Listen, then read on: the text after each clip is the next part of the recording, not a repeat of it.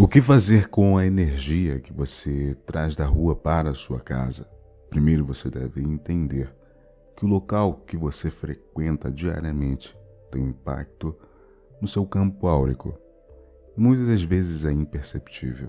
Isso nós trazemos como uma consequência do magnetismo que emitimos. Logo, nós atraímos determinadas parcelas de energia pela própria luz que carregamos.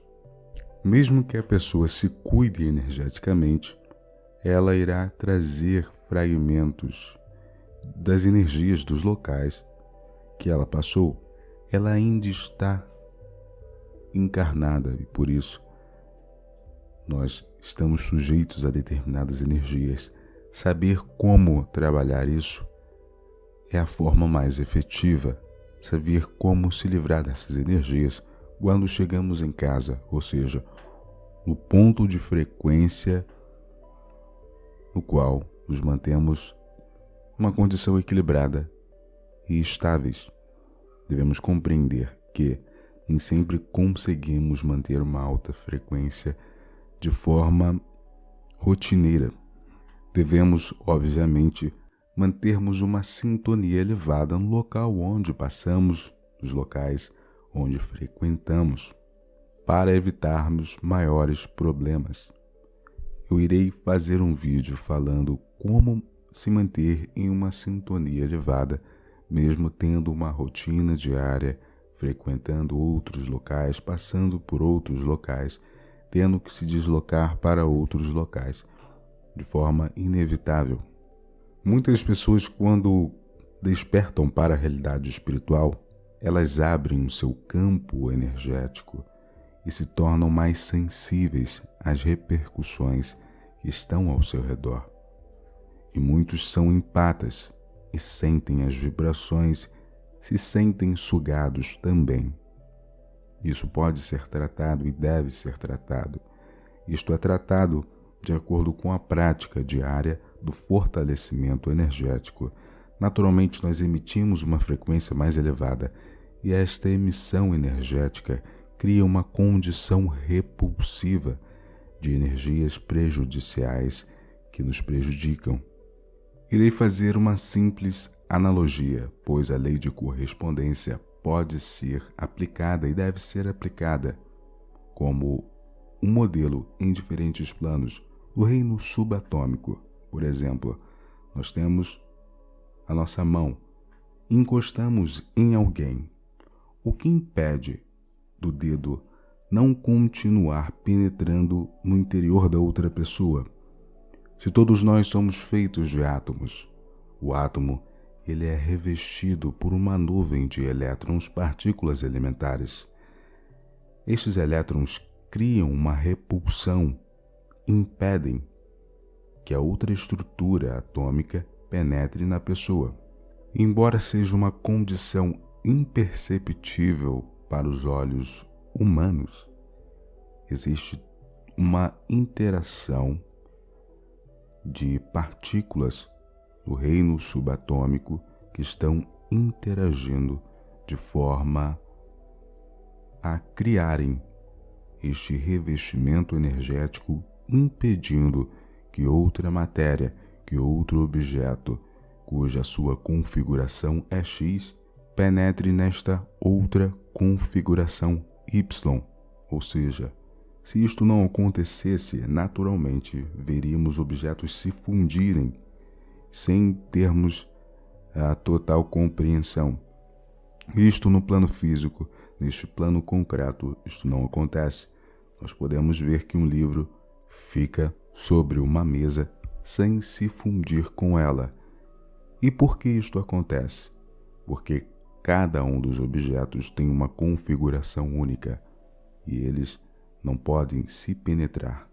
Cada um vibra em uma frequência X e esta frequência é determinada pelo seu padrão vibratório, ou seja, suas dimensões, o seu peso, a sua cor e todos os outros fatores que definem o objeto como tal.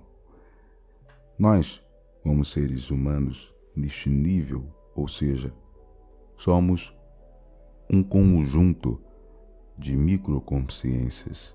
No nosso ser existem trilhões dessas partículas elementares que estão vibrando a todo instante em uma escala muito elevada.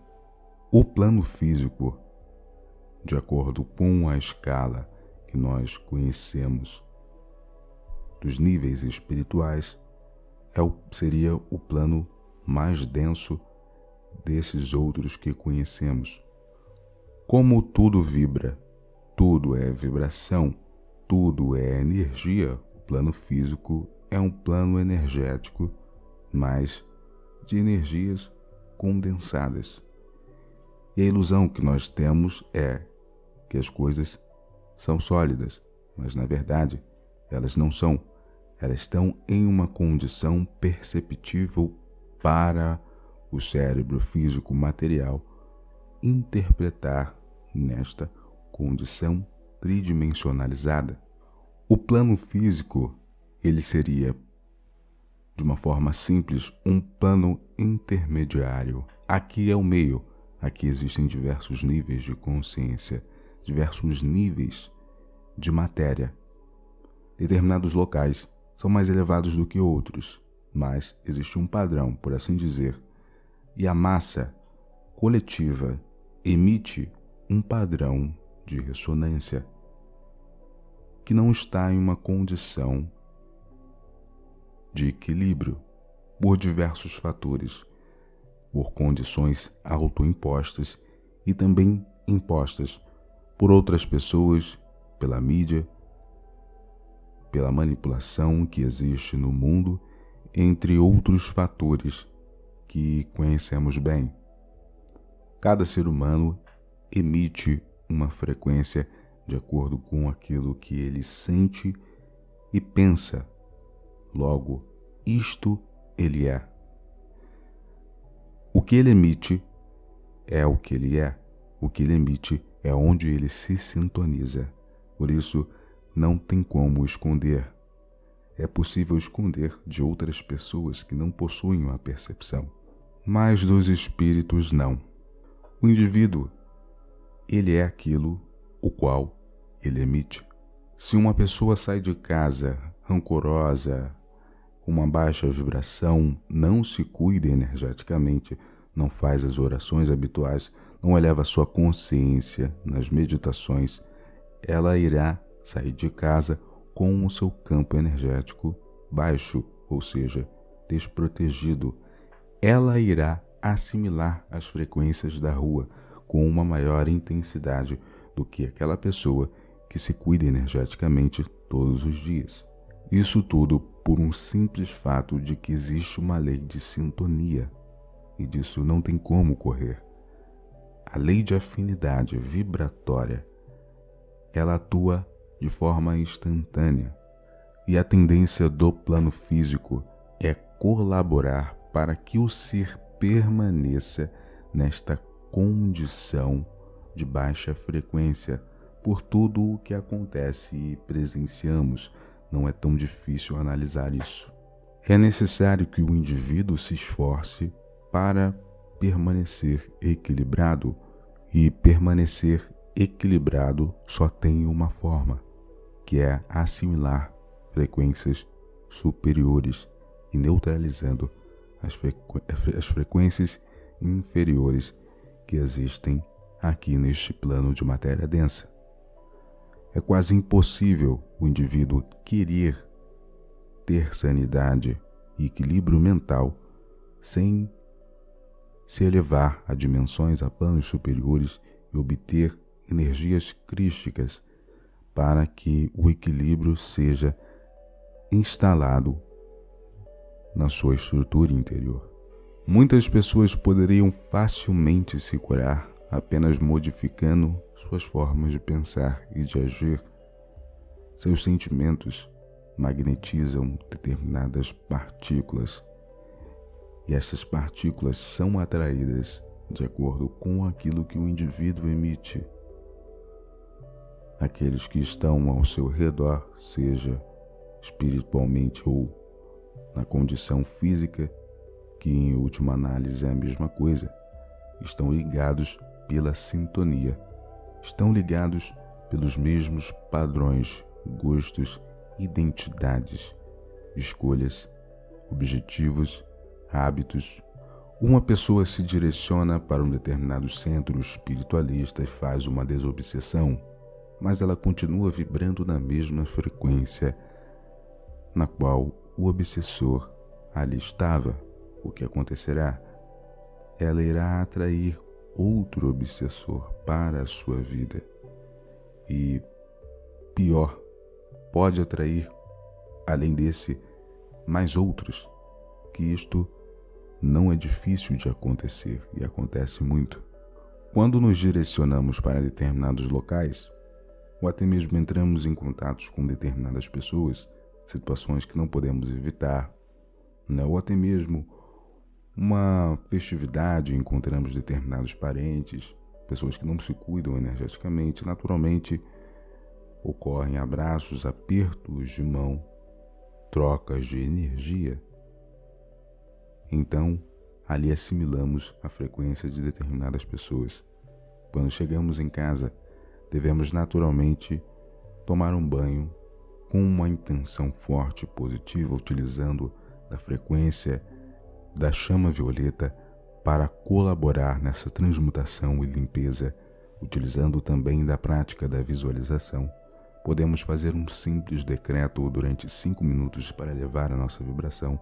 Podemos influenciar positivamente através da visualização e intencionalidade, invocando energias sutis, puras, crísticas e colocando em nossas casas, pois tudo isso irá provocar um alívio em nossa vida.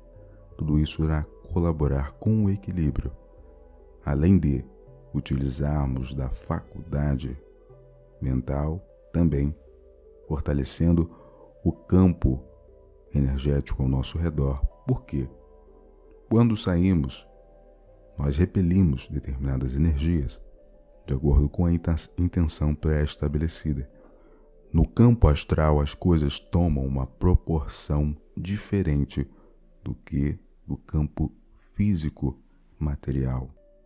Há uma correlação de afinidade, ao passo que aqueles que vibram na mesma frequência, estão na mesma estação, trocam energia e podem se acoplar, experienciando assim determinadas repercussões energéticas e sensações variadas. Um indivíduo que vibra em uma frequência equilibrada e estruturada nunca que irá abrir o seu campo para um acoplamento de espírito das trevas. Existem diferentes tipos de obsessão e, em casos graves, a subjugação, onde o espírito toma literalmente o corpo da outra pessoa, porque ela vibra em uma dimensão tão inferior, o qual o espírito acaba utilizando de métodos para subjugar mental e emocionalmente o alvo idealizado.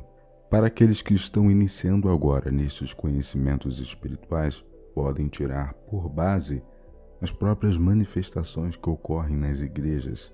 Estas práticas exorcistas ou de libertação são um perfeito exemplo de uma subjugação que ocorreu entre um espírito e um espírito de um ser humano encarnado.